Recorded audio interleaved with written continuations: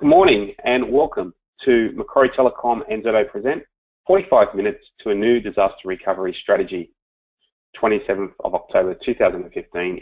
For the agenda today, we're going to have the panel introduction, which will be myself and Lewis Prosper, who's the manager of cloud sales for Zerto. We're going to do a bit of a background discovery and understand, ultimately, really, do you need a disaster recovery plan? And we'll dig a little bit deeper into what that actually means.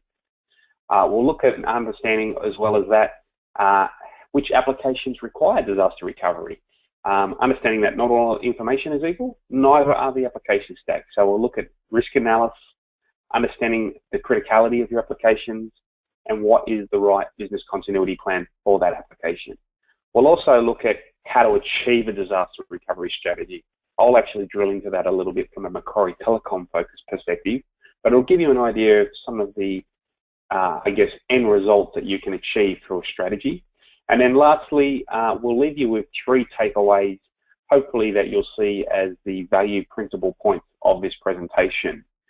We have a number of poll questions, and both Lewis and I will also drill into those poll questions to provide some commentary around the various responses from the audience. With that, I'll get started with my own introduction. My name is Luke McDougall. Thank you for your time. I understand that everyone's time is valuable. I've been a systems engineer for now well over 15 years. I've worked alongside some of the biggest vendors in the world, including EMC Technologies and Commvault Technologies. I've spent a good portion of my last 10 years mainly focused around helping service providers and customers consume from service providers the underpinning infrastructure as a service models as well as SaaS models. I have a very strong alignment with consumption and OPEX models as a go-to-market strategy, and hopefully I can bring some of that experience to this session today to give you a little bit more value around what we're talking about. Lewis, introducing Lewis Prosper. Thanks, Luke. Appreciate that. Ladies and gentlemen, my name is Lewis Prosper. I'm the manager for cloud sales for Asia Pacific with Zerto.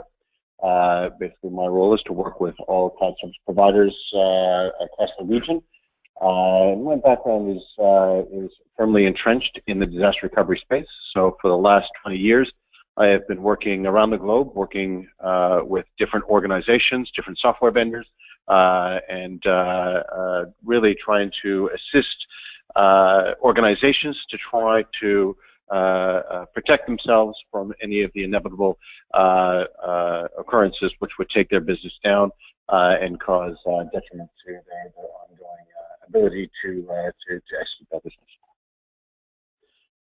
Thanks, Lewis. Well, to get started, ladies and gentlemen, let's look first of all at what causes disasters. Lewis and I are going to drill into understanding hardware failures, what power loss and interruption can mean to your data center and the uptime of your application, the things that can go wrong when you do software install, cumulative patch upgrades, and lastly, the accidental deletion of data, human error, if you like, coming to the table in terms of your administrators or an end user accidentally causing malicious damage to that application, deleting information. Lewis, do you want to drill into these areas a little bit closer, please? Yeah, thanks for that, Luke. Most people, when they think about disasters, they start to look at, and immediately they get the images coming to mind of big natural disasters, things such as fires, floods, earthquakes, all of the acts of God that grab headlines in the news and puts fear into everybody's boots.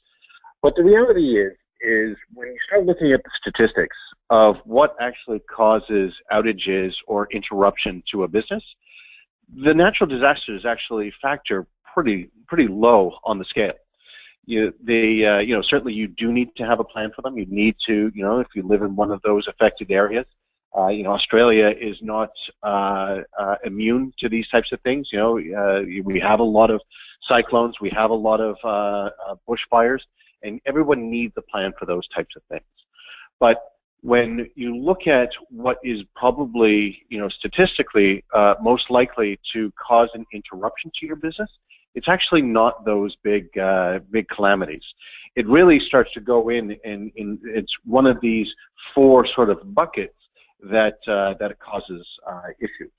So hardware failures is the biggest one. Hardware failures, as much as your hardware vendor, your IBMs, your HPs, Dells, so on and so forth, EMC, storage, as much as they try to engineer for this stuff to not occur with redundancy built into their kits and whatnot, it's not foolproof. And inevitably, there will be some single point of failure in your environment, which will actually cause that single point of hardware failure in your environment that will cause a lot of different things in the environment to go down and inevitably make that application unavailable and have impact to that ultimate business. So we see this as the biggest one. It's most common, it's inevitable, and you certainly do need to have a plan for it. Power loss and interruption, this is something that does definitely occur. It is occurring a lot less, especially in developed countries. Certainly here in Australia, the power grid has become a lot more stable. But there's nothing that's going to stop somebody with a backhoe doing some construction out on the street to actually rip out some cable lines and actually do some damage. Call before you dig. Not everybody actually does that. So we do see a lot of that. We see a lot of problems with UPS systems and battery-backed systems that still inevitably bring that system down. And even when there's planned works where people have to take power offline, you need a plan for those things to occur. Now, software installs and upgrades, working for software vendors, and I've worked for several in the past in all different types of industries. And as much as the coders don't intend for negative effects, it's inevitable that they're going to happen. So all patching, you need to have a plan to be able to upgrade your hardware and software to ensure that it's actually going to work as expected, and as the vendor expected, and certainly as you expected.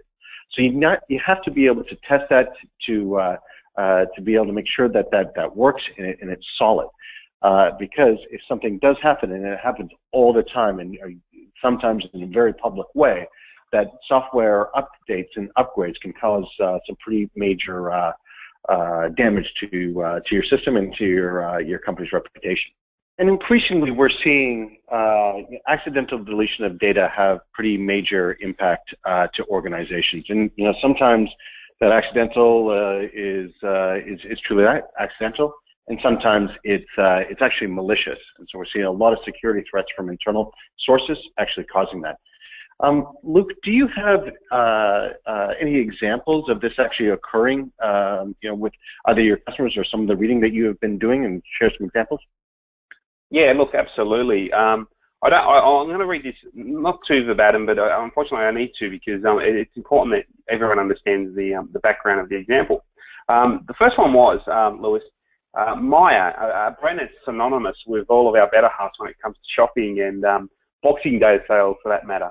In 2013, the website retail giant Maya, it actually crashed at the worst possible time. This was maya.com.au, so where normal consumers would log on to and make a transaction.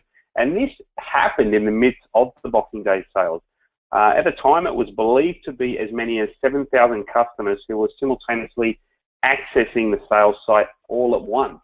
Now, you would have thought that it would have been with the servers actually handling the traffic, but in this example, it was actually a programming glitch in terms of the intra-communication that was happening between those front-end web servers and the back-end warehouse servers that were handling the actual core transactions.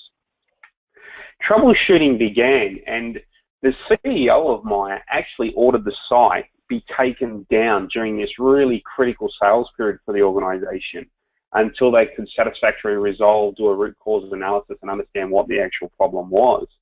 And it actually turned out, with the site being down, it was offline for several days over this period, and their number one competitor, David Jones, took advantage of the situation to the tune of a 100% increase in online sales. So this is a good example of the time that it actually takes to recover the business operational standpoint versus how much the loss actually was in terms of the criticality of the information or the application. In the other example, Lewis, 2012, this is a US investment firm, Knight Capital Group, went into bankruptcy in the space of 30 minutes. The company's trading algorithms were affected by a software bug. This caused the company's computers to buy high and sell low on almost 150 different stocks. By the time this had been corrected, so by the time, in other words, by the time that IT had resolved the matter or the issue, Knight Capital had lost an estimated $440 million. This was 4 times their net value of 2011. The company's stock price in this one single day plummeted 62% for just that one day. And this is a good example of the time that actually takes to recover from, catastrophic events.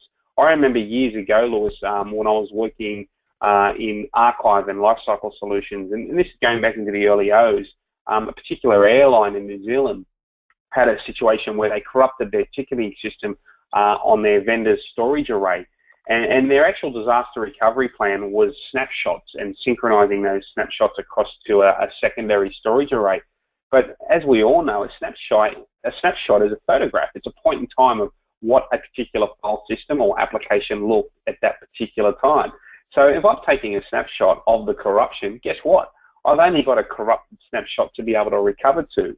So plenty of examples of different implications regarding a disaster or catastrophic event when it actually occurs. And it's a bit of a segue into our next slide. And the point that I wanted to sort of allude to now as we move forward is that companies will recover. I think we've already spoken about that in the first few slides around Maya and Knight.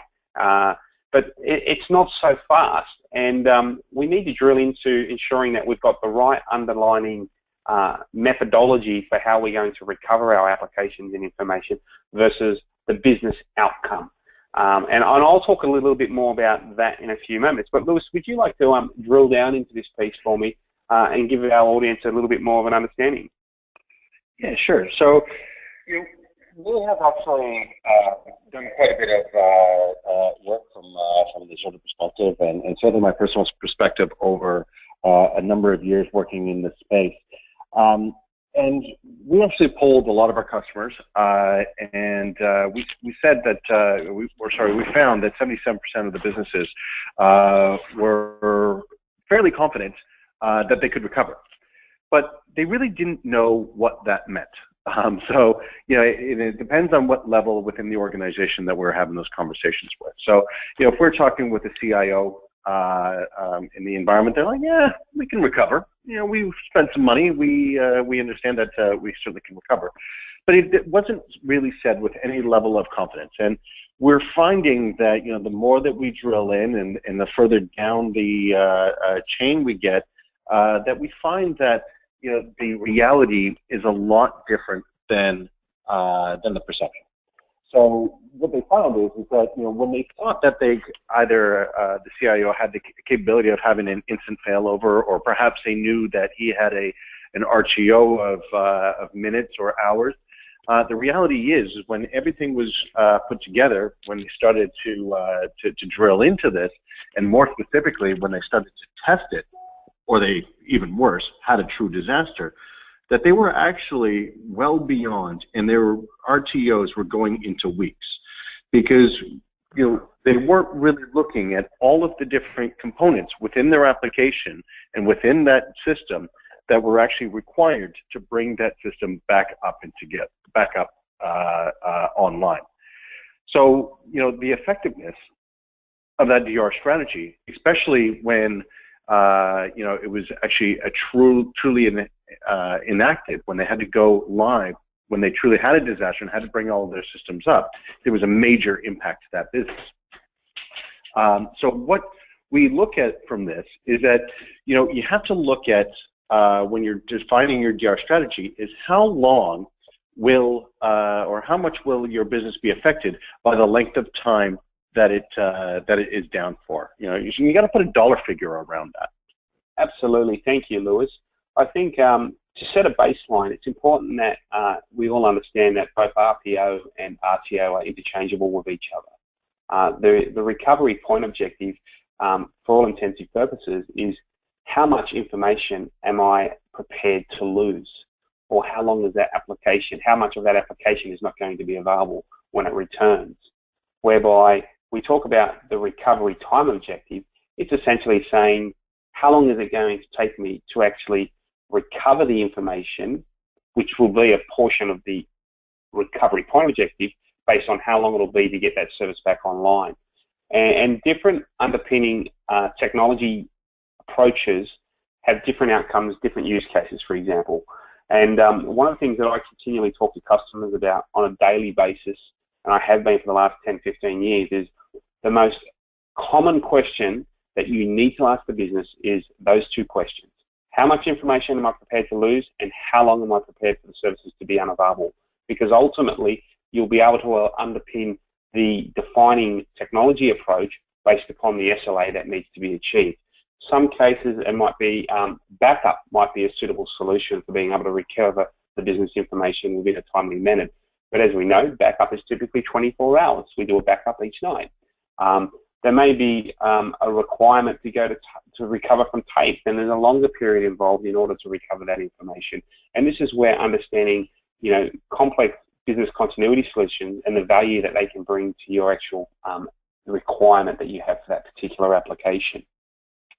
One of the things I do here at Macquarie Telecom as a principal consultant is I spend time with all of our prospective customers and our existing customers, spending a bit of time running a workshop, understanding their business, understanding what their go-to-market strategy is, and then ultimately spending a lot of time working with the various departments, business owners, and the IT departments to really perform what I would consider a risk analysis of the business's applications and ultimately its readiness to be able to adopt high availability or disaster avoidance solutions.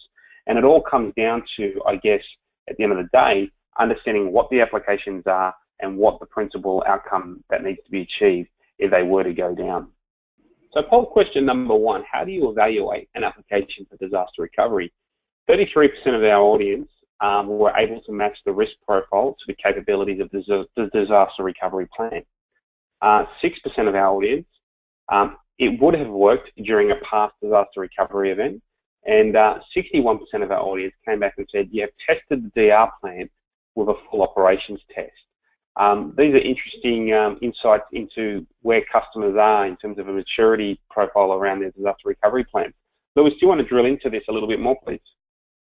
Yeah, absolutely. Well, the greatest thing that I see on this poll, and I assume they polled Macquarie Telecom customers because they've actually gone through and they've tested their DR plan with a full operational test. That is music to my ears. Going in and actually testing your DR strategy, because as I've said earlier, and I say many times, is that if you do not test your DR strategy, you do not have a DR strategy. So it's good to see that 61% of the people out there have actually done this and have actually gone through the process of testing to validate, to make sure that everything works. Now, I'm looking at that first question there. When people are, the question essentially is, how do we evaluate an application for disaster recovery? And people, in the way that I read this, is that people are looking at this is that they match their risk profile based upon their disaster recovery capabilities. Now, there could be a couple of things and reasons why people have done that. Maybe it's for budgetary reasons. They said, okay, well, here is my capability, so therefore I'm going to make my risk profile fit what my capability is. And that for some organizations might be okay. But other organizations that have criticality, you certainly want to match the disaster recovery capabilities to the risk profile, and so, which is essentially doing it the other way around, to make sure that you have the right plan in place for the right application, and not try this to fit a round peg in a square hole. Yeah, absolutely. I couldn't agree with you more there, Lewis. Okay, So which applications require disaster recovery? We'll talk about, potentially the impact of what you could potentially lose in the event of an outage, revenue, will you lose customers, your productivity, does it go, what level of productivity, what's the value of loss in productivity that you can put around a particular event or outage. And Lewis is also going to drill into understanding some of the laws and compliant regulations that, we have to adhere to both here locally in Australia, as well as globally, because we have a number of global organisations that still have to adhere to these principal requirements, regardless of whether they're actively storing or looking after applications outside of the USA. Lewis. Yeah, certainly. There's a lot of laws in and around in the globe, around the globe. So certainly in the U.S. there is Sarbanes-Oxley, which is probably one of the most famous ones, or SOX as it's commonly referred to. That is a U.S.-based regulation that has provisions to say that any publicly traded organization needs to be able to basically stay afloat, stay in business, and they need to be able to take steps to be able to protect themselves, and that applies to all of their subsidiary companies and companies that they're doing business with that are critical to their organization. So whether it's supply chain or services or whatever it happens to be. And that actually drills down further to make sure that they have their data available so that they can continue to deliver the product to them or the services to them, and to make sure if there's any auditing, that they can actually go back in and be able to find any of that data as well. So in those cases for Sarbanes-Oxley, you have to make sure that that data is available. So that's your uptime, and then you have to make sure that the data is available for a long time, which means that you cannot have any data lost. So there's a lot of compliance in and around that. We have APRA certification here in Australia, and that makes sure that those regulations have to make sure that a lot of the finance companies are up and available, and make sure that they can stay essentially in business. Yeah, absolutely. I mean, and there's also around payment gateways in Australia as well as the rest of the world. Yeah, for example, being PCI DSS 3 compliant in order to be able to, successfully store and process payment transactions that come through online e-commerce websites, right? So the next question I'm going to have, right, is understanding, for example, which applications require disaster recovery. And one of the things that I've recognized in my career for years now is that we're starting to see something that is synonymous with what we saw with information. And that was essentially that not all information is equal, nor should it be treated as being equal information. And what we mean by that is that if we look at data and information, there's information that is accessed frequently, and there's information that is accessed not so frequently. And in the early O's, late 90s, we had the onset of a number of archive and ILM solutions that were all around sharing your data or your information with a methodology that was all based around the access recall time. So the less accessed or the less modified that information was, we tear it down onto a more suitable cost per terabyte, cost per gigabyte model.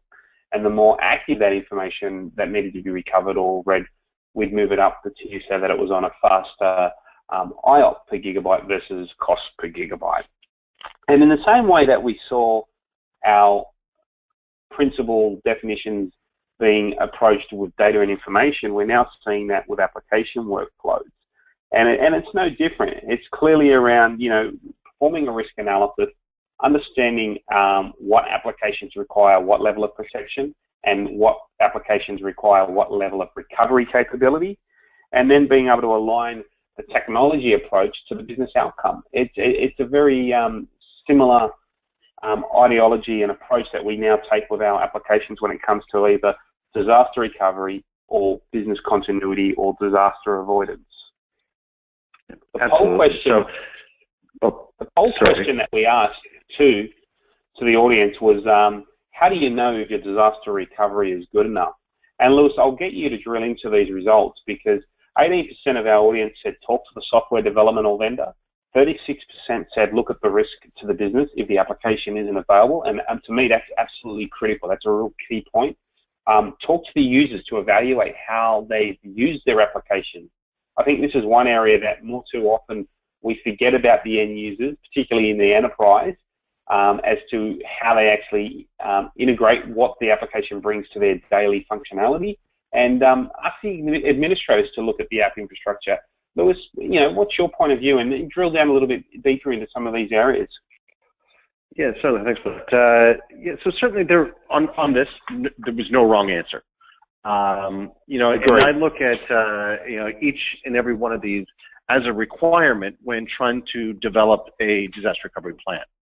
Now, they're actually, in my mind, they're steps. So if you look at this, if we try to order this, the first thing that anybody needs to do is to actually talk to the business and analyze what the risk is for the business if one of these specific applications are unavailable. Now, and from my perspective as a consultant going into these, I need to figure out what the applications are. And then certainly after you have figured out what the applications are, they need to be prioritized as far from a risk profile. So, is it, if I lose any of the data, what is the impact to the business? If it's down for an X period of time, what is it from a monetary value or a productivity or whatever it happens to be? What is the risk to the business? And rank that in priority. And then once you've done that and you've got a map of what you need to do, you need to talk to your users to figure out how they actually use the systems. So go in and, do they need a fact client? Can they work from home? And again, that is, figuring out how to recover that so that the users can go back and actually use those systems. And again, when you're doing that in the risk analysis, you're also doing an analysis on what type of disasters are you planning for. Is it just a single system to go down? Is it total site failure? All of those sorts of things. And it's important to figure out how your users are going to be able to go back in and use those systems when you're going to recover. Then finally, you kind of get into the, how do we actually enact this plan? So from a very technical perspective, certainly you need to go and talk to your application vendor to see what you're allowed to do from a licensing perspective, what the application requires based upon where it resides. So if it has, failed over from site A over to site B, whatever it happens to be, and what would the software require? Does it need to talk out to the internet? Does it need to have any reference points such as DNS? Do they need to be updated? Do you need to update BGP? Any of these sorts of things. And then finally, what you need to do is go in and ask your system administrator to look at the entire app infrastructure, because your system administrator is going to be the guy and the team that knows how all of the different applications fit together, because certainly it is a real possibility that you can have one application that sits that you think is completely independent, but it depends upon other applications within the infrastructure. Yeah, I would also point out, I think it's important to our audience, and I always encourage it quite regularly with current customers, potential prospects, that it's always good to get out to the vendor events, whether it's vForum or whether it's a VMUG event. The best thing you can do is arm yourself of knowledge and information. And a lot of the people that you're going to find at these type of events are people that are designing solutions or have actually lived through a particular event that has been quite critical to the business. And the best thing we can do as a community is just learn from each other's experience. So certainly get along to the events, subscribe to the blogs, get across the key subject matter experts, because our role is to continually learn and then adapt our solutions so that we can try and minimize the potential impacts that come from disaster events. So a bit of a segue now, moving forward, and it's around how I can achieve a business continuity or disaster recovery plan. Certainly achieving business continuity today, it's been made far more achievable with the adoption of public and hybrid clouds and the underpinning technology that Macquarie and Zerto share today with our particular offering. Giving the ability to extend your private infrastructure services into our cloud model, I guess, brings about a whole bunch of agility to organisations to perform a whole wide variety of tasks, not just disaster recovery as a service, but the actual capability to utilise and consume your warm equipment that might be in a disaster recovery location. And the thing that I like personally so much about Zerto is that Zerto brings a very strong technical capability that could be anywhere from seconds of synchronous transmission right down to minutes and hours, and we can tie it back to your RPO and your RTO for your particular application. And to give you a few examples of this, let's take, for example, we've got a customer in Sydney, and we've got a customer, they've got their data center in Sydney. They typically will start out with offering entry-level protection for disaster recovery, and it'll probably be a backup product of some description that'll just give them a local protected copy of their information within their site. But what we find is, first step will be they'll typically then look at replicating or providing a secondary copy of their information at a secondary customer site, and this could be in Melbourne. And what you have now essentially is what we consider private business continuity between a customer's private cloud running between Sydney and Melbourne as an example. Macquarie Telecom, we have 3 data centres here in Australia. All of them are highly certified, meeting all of the aspects of ISO and PCI compliant Tier 3 data centres. We classify them as availability zones and IntelliCentres. So IntelliCentre 1 for Macquarie is based in the CBD of Sydney, and we also have an IntelliCentre out at North Ryde, which is availability zone 2.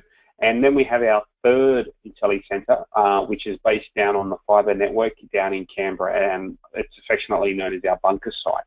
But what we bring to the discussion with potential prospective customers, and we've got a number of customers that are doing this today, is we can provide you with Zerto, a disaster recovery as a service solution.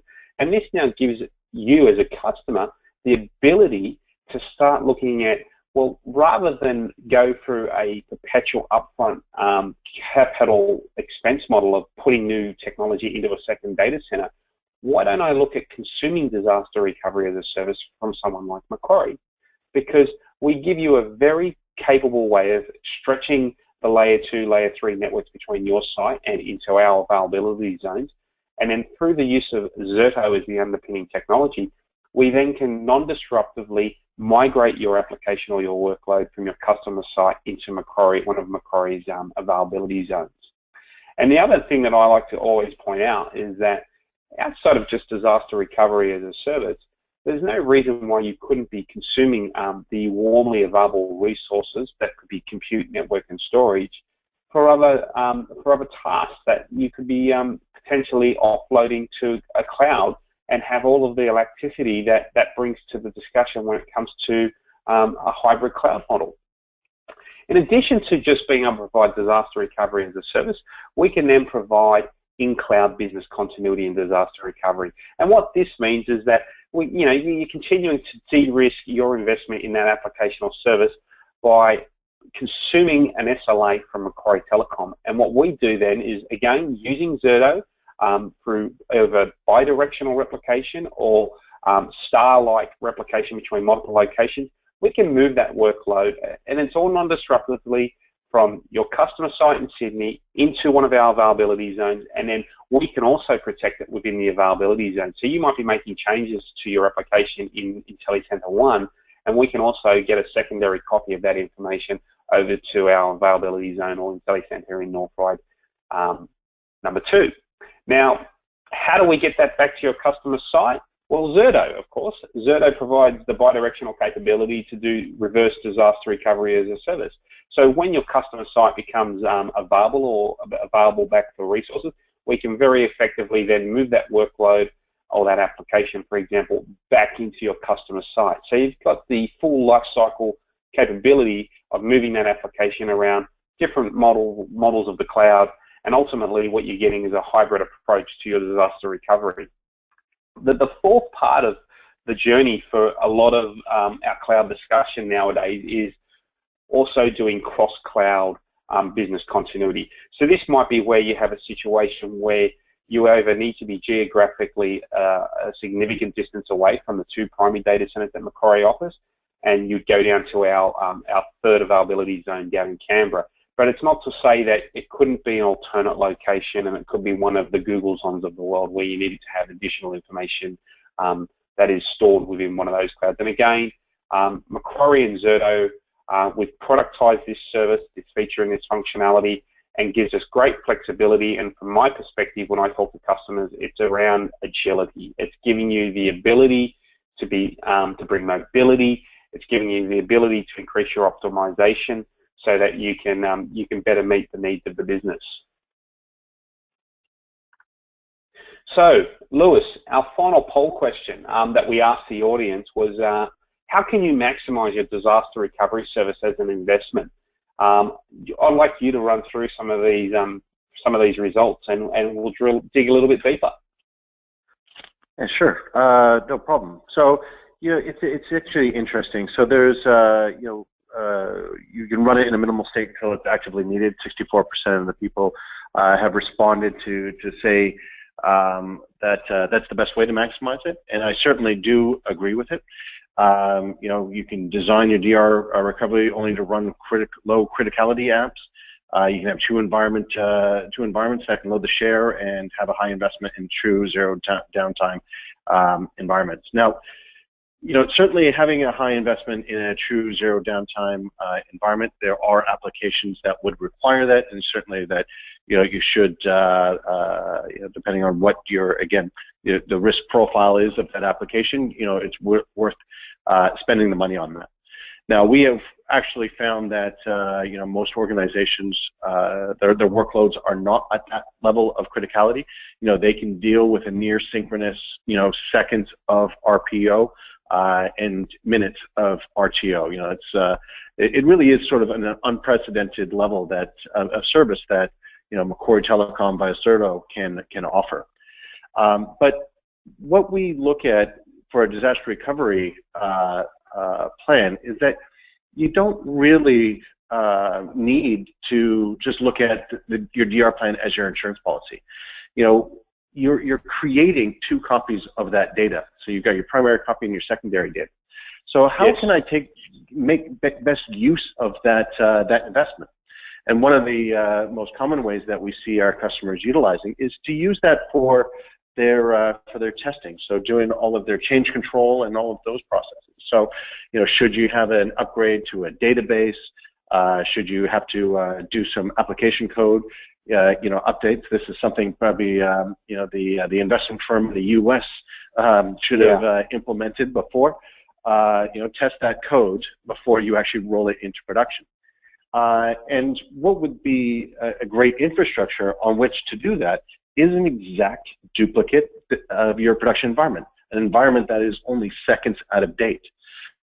So, that really takes advantage of that DR environment, because you're not just using it as your insurance policy, but now you're integrating it into your business, into your testing cycles, which can really start to help in the disaster avoidance that Luke was talking about before. So you can even extend that to beyond. So, maybe you want to actually do the development off of that environment. So you're going to do a net new version of code for that particular application. It's a homespun application that you've developed. So you can actually go in and actually clone that environment and release the hounds of developers on it to make sure that they are developing off of something that really truly mimics your actual production environment.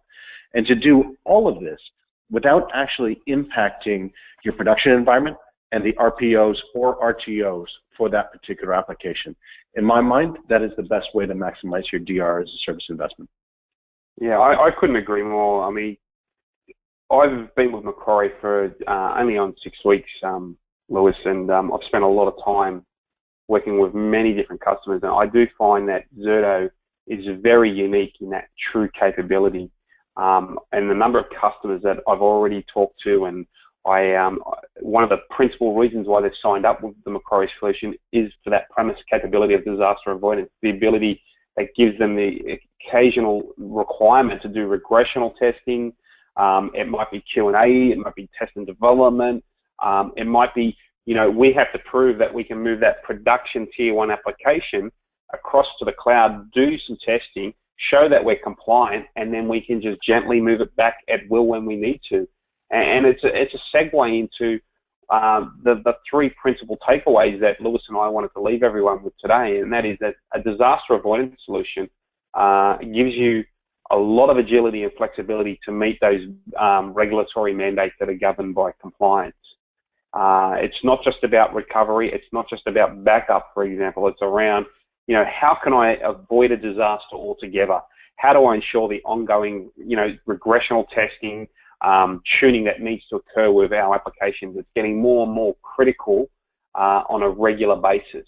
The second point is that to create a successful business continuity plan, the well-prepared organizations, they really do undertake the comprehensive risk analysis of their applications. And it's something that I spend quite a bit of my time now at Macquarie doing, is running strategic consulting workshops to understand where customers are on that journey. Ultimately understanding what the dependencies are with applications, what the implications are with particularly those dependencies, and then mapping it into the SLAs and the business outcomes. And then from that, I can comfortably then deliver the right technology solution. And Zerto gives me that flexibility that we've spoken about for the last 45 minutes of having a dynamic, elastic capability to dial up, dial down, set my SLA around the RPO and RTO quite comfortably. The biggest thing that we can all talk about at the end of this session today is my business, does it have the agility? Is it enabled for hybrid cloud? Because if it's not, my personal opinion, and you might share the same view, Lewis, is that absolutely, categorically, we all need to have some level of capability when it comes to hybrid cloud. Because if you don't, it could be the differentiator that your competitor has over your ability to be as successful as you can be in the actual vertical that you are participating in. To finish off, ladies and gentlemen, I want to just give you a little bit of an understanding about who Macquarie are and what we do, and Lewis is going to do the same around Zerto. Macquarie Telecom, Australia's leading managed hosting service provider. We essentially offer managed cloud. We're a managed cloud service provider. We've been around since 1992. Initially, we spawned as a telecom business and have a proud and rich heritage in that space, and it's something that we certainly haven't left behind. And what we now have grown into is very much Macquarie Hosting, which has been spawned within Macquarie Telecom. And within that stack, we have a full range of solutions. Everything from custom solutions that will suit multi-availability zones across the enterprise platforms of Microsoft, VMware, and Linux. We give you the elasticity and the scale of high performance and availability with whatever your application requirement is. We have a strong synergy with the Australian government, and we can talk for many, many hours in this space, particularly with how our level of compliance, our tier 3 data centers that we have, as well as the various certifications that are aligned with what businesses in government agencies need to adhere to. The last part is around managed services for both the infrastructure, the security, the services. This might be migration strategies, this might be consultancy, it might be around a PCI audit or a security audit. And lastly, I see this, and this was the #1 reason why I joined Macquarie.